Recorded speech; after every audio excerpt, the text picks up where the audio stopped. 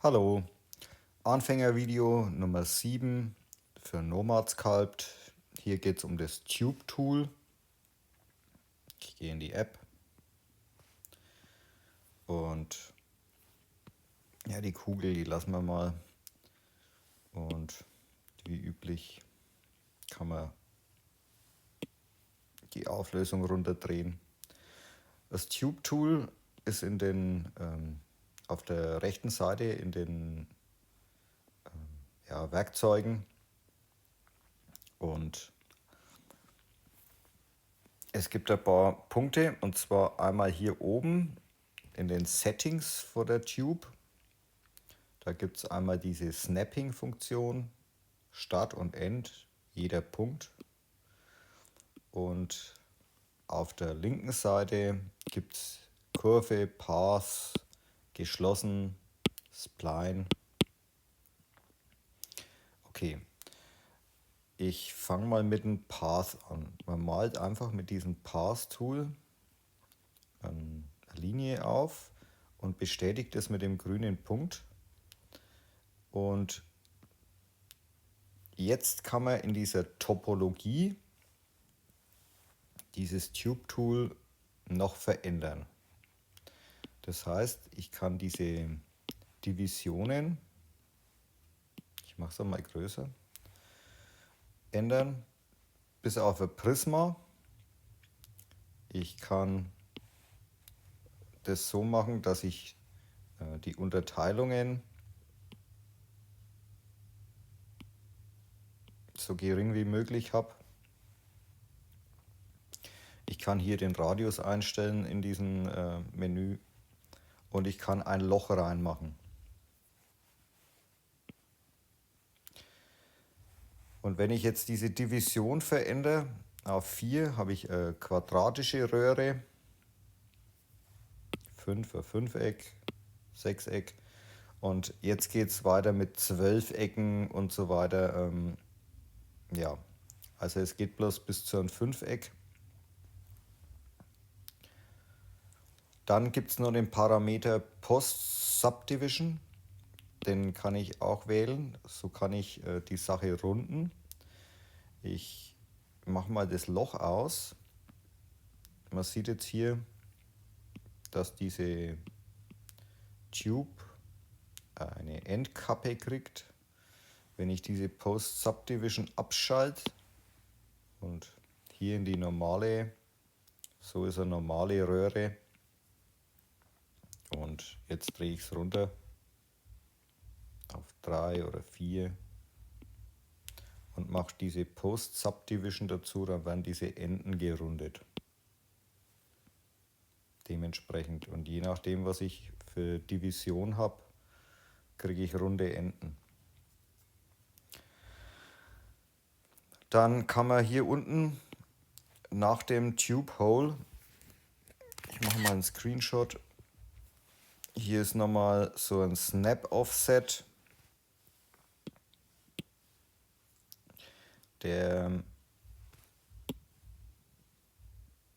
ich schalte hier oben mal am oberen Bildrand, kriegt man jetzt diese Tools hier, und man hat hier diese Snap-Funktion, diese Closed, das ist hier auf beiden Seiten, dann das Radius-Tool, und hier hat man das Loch nochmal, Hole, und der Spiegel.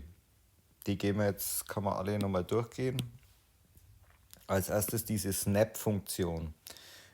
Die ist kombiniert mit diesem Start, End und Every Point. Wenn man jetzt Every Point eingibt und hier diese Röhre verteilt, schnappt jeder Punkt auf der Oberfläche von der Kugel. Und man kann jetzt hier in dieser Topologie-Einstellung diesen Offset einstellen, und dementsprechend ändert sich der Abstand zum Objekt. 0,5.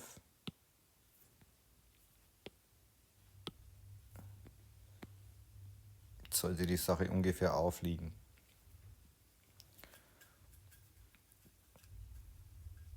Gut.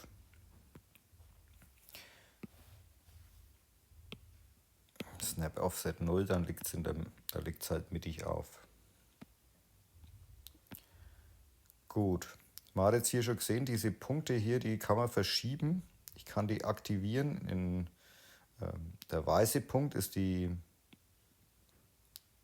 gerundete Form. Der schwarze Punkt macht die Tube zu eckigen Formen. Und wenn den Punkt rüberschiebe auf den anderen, bis er rot ist, kann man diese Punkte löschen. Um neue zu erstellen, einfach draufdrücken und einen neuen Punkt dazu machen. Es gibt am oberen Rand auch noch diese Closed-Funktion, die schließt den Ring. Und dann gibt es dieses Radius-Tool. Man sieht jetzt hier, man hat jetzt am Anfang und am Ende einen Radius. Und wenn man nochmal drauf drückt, kriegt man für jeden Punkt einen Radius und kann dann so jeden Punkt einzeln einstellen.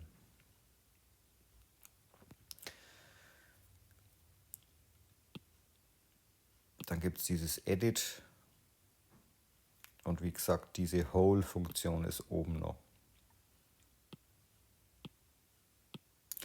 Dann gibt es noch diesen Spline. Aus Spline werden dann,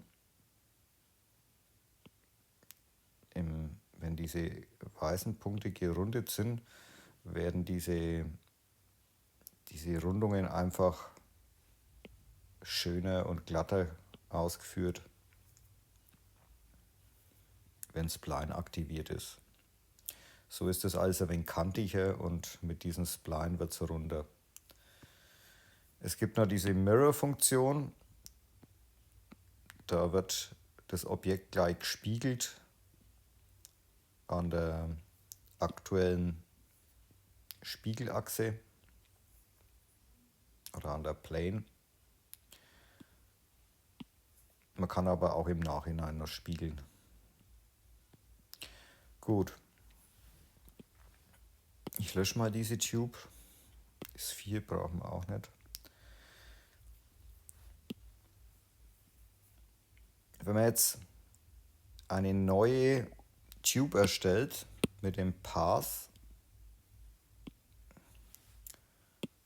und hier diese Divisionen anpasst, ich mache hier mal ein Muster und bringe ein paar Punkte noch dazu rein.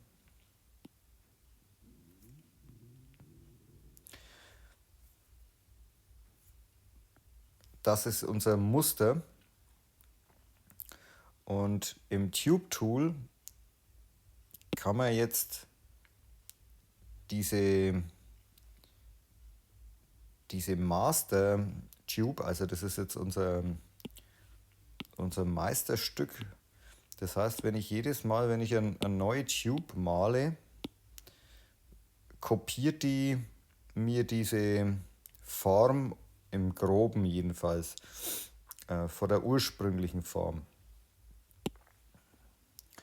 Das heißt, wenn ich hier,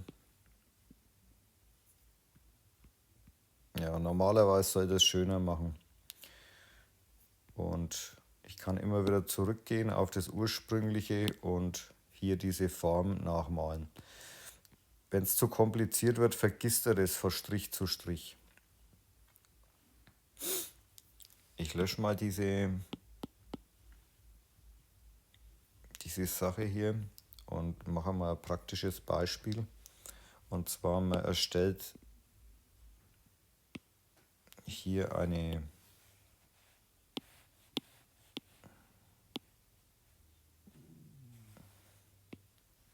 Röhre, 2 Radien.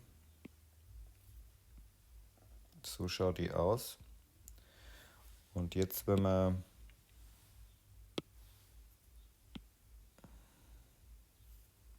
hier die Kugel reinbringt, zurück auf diese Tube geht, ins Tube Tool und hier diese Kurvenfunktion aktiviert, kann man hier, ich schalte mal um auf Start-Endpunkt, kann man hier jetzt die Haare oder sonst irgendwas malen und der kopiert immer diese Form von dieser ursprünglichen Tube.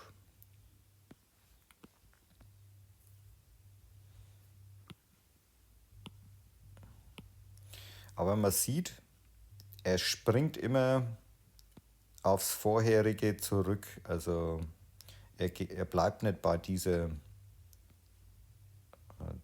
Röhre sozusagen, bei der ersten. Immer wenn man neue erstellt, springt er auf die und ja, das ist manchmal ein Problem. Aber gut. So. Was ist noch wichtig? Ich mache mal ein neues Beispiel. Und zwar nutze ich dafür einen Zylinder.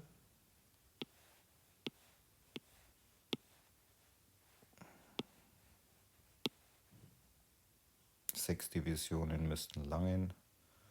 Und wir brauchen hier nur ein paar Unterteilungen. Man kann dieses Tube-Tool nutzen, um an anderen Gegenständen oder Objekten sich entlang zu hangeln. Ich aktiviere mal die Röhre und jetzt brauchen wir diese Every Point Version und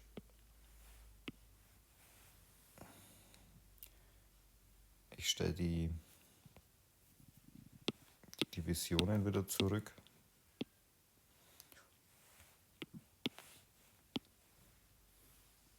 So ist okay.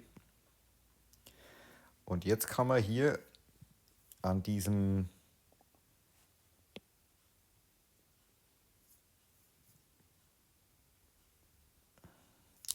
und die Schnappfunktion nicht aktiv. So, jetzt kann man hier an diesem Muster diese Röhre entlang ziehen. Das heißt, man geht immer zum nächsten Punkt.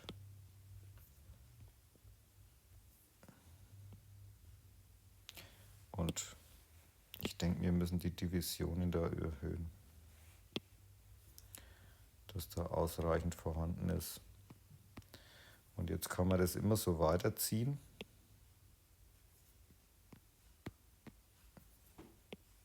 Geht immer zum nächsten Punkt.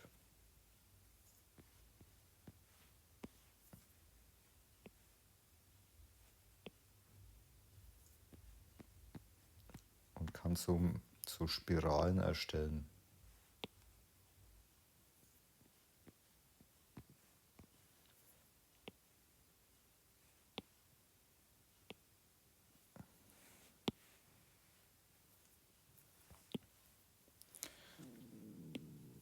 Hier in diesem Solo View kann man es dann einigermaßen erkennen. Und ja, ist vielleicht für Federn oder solche Sachen ganz in Ordnung. Dementsprechend, wenn ich das Ursprungsobjekt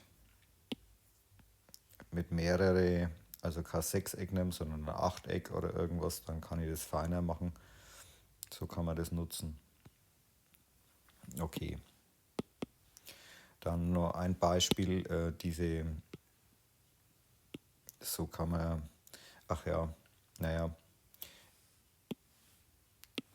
diese Division, wenn ich jetzt ein Quadrat habe,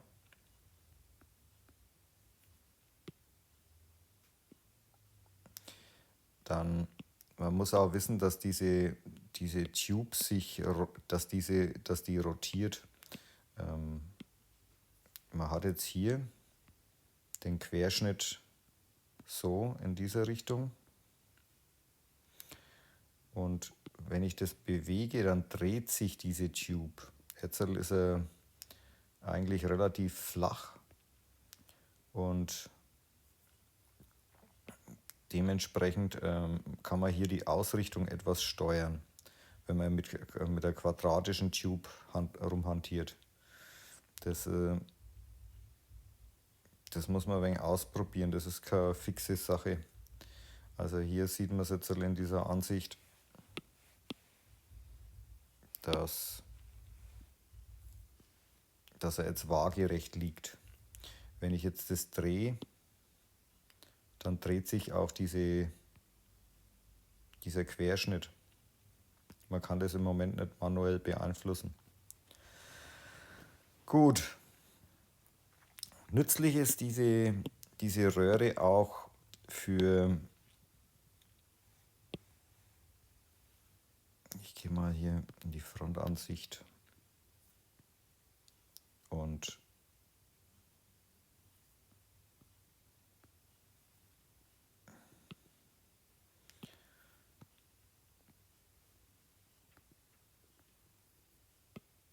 man kann jetzt hier ganz einfach Finger erstellen. Man malt hier immer neben dem Objekt male ich die Sachen. Jetzt kann man hier mit dieser Post-Subdivision und die Sache hier runterdrehen.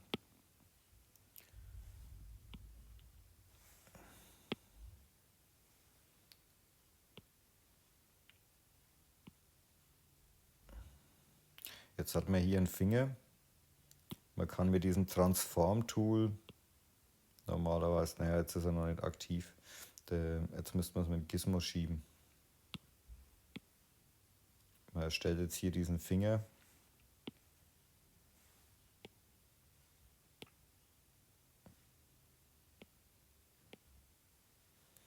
Und kann dann auf der linken Seite mit der Clone-Funktion relativ schnell die ganze Hand erstellen.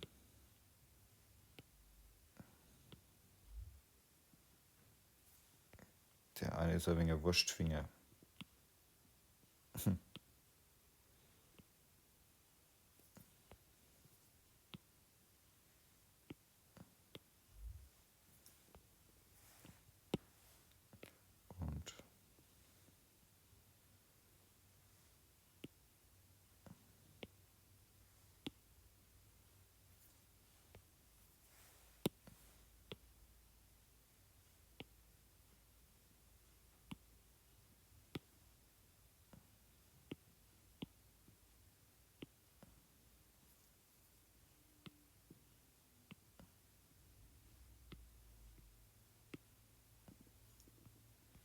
so ungefähr.